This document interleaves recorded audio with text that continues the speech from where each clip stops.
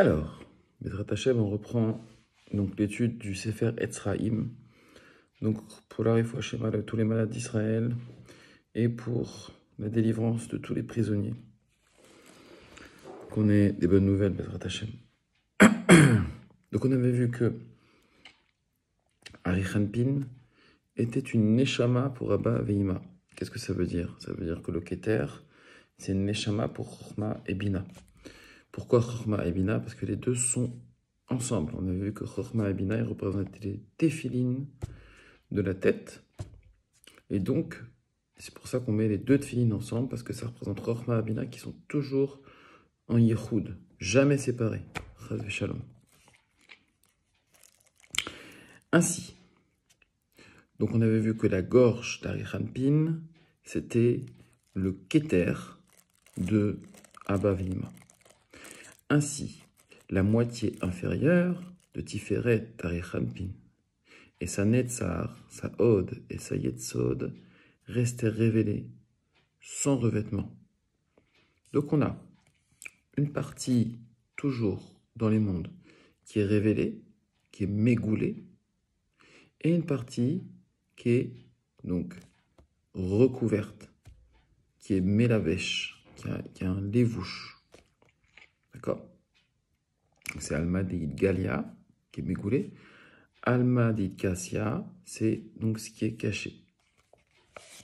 C'est ce qui est donc ce qu'on appelle les mondes cachés.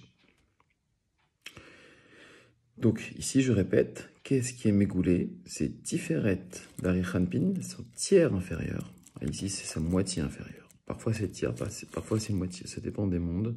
Ici, c'est la moitié inférieure. Et sa Netzar, et sa Od, et sa Yetzod qui sont révélés. Et où sa Malchut? Il ne le dit pas ici. La Malchut d'Ari Hanpin, c'est Atik. Pourquoi? Parce qu'elle est au-dessus. Dans Ari Hanpin, on est déjà Beprinat Mashiach, on est déjà que la Malchut c'est Ateret Baala. Qu'est-ce que ça veut dire? Ça veut dire que la Malchut de Harir, c'est Atik qui est au-dessus de lui. Comme il y aura quand il y aura Mashiach, la femme elle sera au-dessus de l'homme.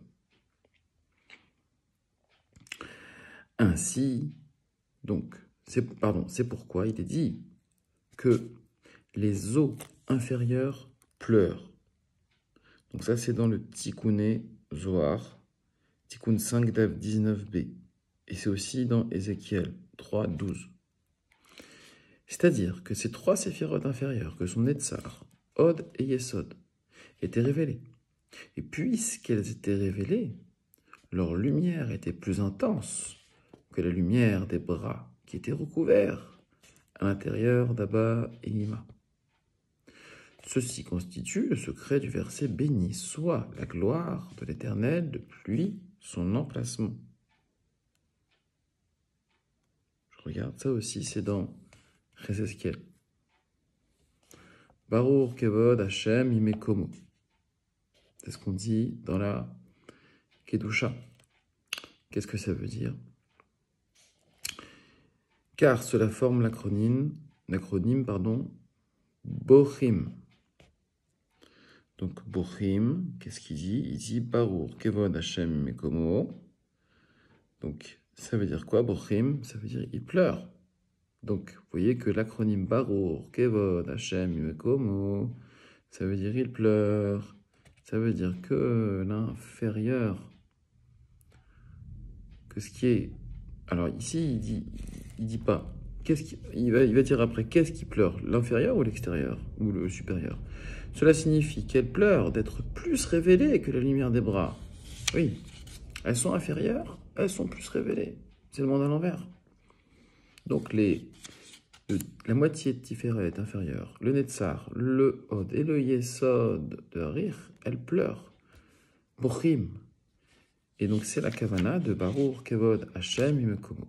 Pourquoi? Parce qu'elles sont plus révélées que les lumières supérieures qui sont recouvertes par la lumière des bras, car les premiers réceptacles furent annulés et se brisèrent lorsque la lumière pénétra en eux.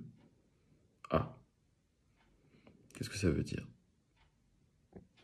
Ça veut dire que, pour réparer cela, l'émanateur dut faire en sorte que les jambes de Zeranpin fussent contenues dans ses bras, Là, on va revoir, ça va très vite. Il n'y a pas d'étape. Là, il va très vite, c'est un chapitre sur les généralités. Donc, on va reprendre. Donc, il dit que Netzar, Od, Yesod, des moitiés de Tiferet inférieure, elle pleure. Pourquoi? Parce qu'elle pleure d'être plus révélée que la lumière des bras. D'accord? Car les premiers réceptacles furent annulés et se brisèrent lorsque la lumière pénétra en eux.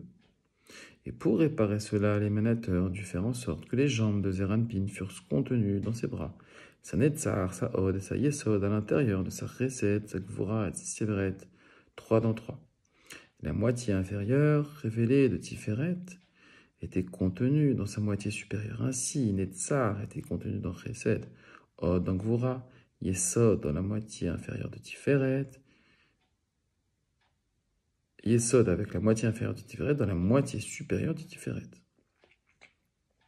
Et lorsque Netzar, Od, Yesod s'élevèrent pour me pénétrer dans les bras, c'est-à-dire Chesed, Gvura, Tiferet, les lumières des réceptacles brisés s'élevèrent également avec elles. C'est quoi les lumières des réceptacles brisés? Ce sont les Nitzutzot.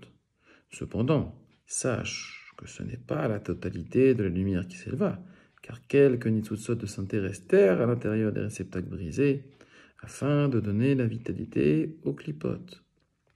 Il se trouve que les lumières des Shvirei Hakelim, des réceptacles brisés, s'élevèrent dans Chesed, Gvura, Tiferet, Arichanpin, et à partir d'elle apparut alors la réalité de Zeranpin par l'association de Abba et Ima.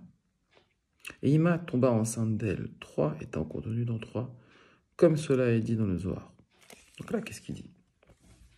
Il est en train de nous expliquer la naissance de Za. La naissance de Za, c'est quoi? C'est quand dans Ima, il y a eu les réceptacles brisés et les Nitzutzot brisés, les Nitzutzot, qui accompagnaient les réceptacles brisés, qui sont allés dans le BT Ima, donc dans le ventre de la Ima, et de là, qui ont subi une gestation.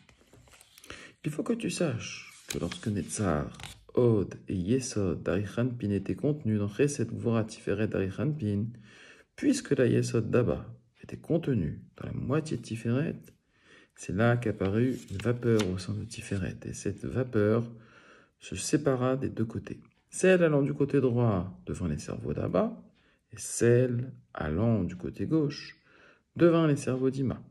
Et c'est grâce au fait qu'elle possédait des cerveaux qu'apparut l'excitation vers l'accouplement d'Abba et Ima, cet accouplement se faisant sans eau féminine, mais uniquement par la Torah de Chesed. Comme le dit le verset, j'ai dit, la bonté sera édifiée pour toujours. Ceci constitue le secret de ce qu'il est dit dans le Zohar, lorsqu'il s'éleva dans sa volonté. Lorsqu'Abba et Ima s'accouplèrent, il y eut d'abord des baisers. Abba embrassa Ima, et ensuite Ima embrassa Abba. Abba tira de la vapeur d'Ima au moment du baiser, comme nous le savons de façon intuitive. Et de même, lorsqu'Ima embrassa Abba, elle retira de lui de la vapeur. Ainsi Abba connut 2 baisers et 2 vapeurs, car chaque baiser contient les 2, Abba et Ima. Ainsi tout baiser se divise en 2, et de même, la vapeur se divise en 2 vis-à-vis de celui qui donne et de celui qui reçoit. Il en est de même pour Ima, car chacun connaît 2 baisers et 2 vapeurs.